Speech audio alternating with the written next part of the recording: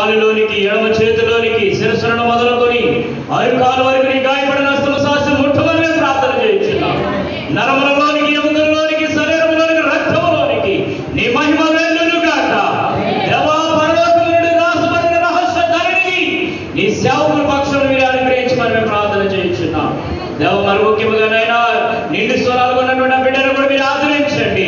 నైనా సులువైన ప్రసవ వేదన మీరు అనుగ్రహించమని ప్రార్థిస్తున్నాం.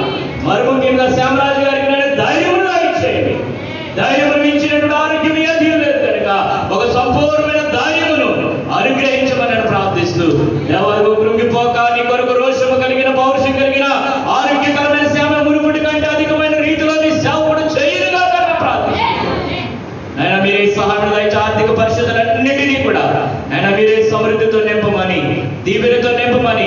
ఇంతమంది సేవకులు ప్రార్థన చేయగా నీ సేవకుల పక్షాన ఒక నూతనమైన కార్యము జరుగునుగాక. ఆయన ఖర్చుకు 2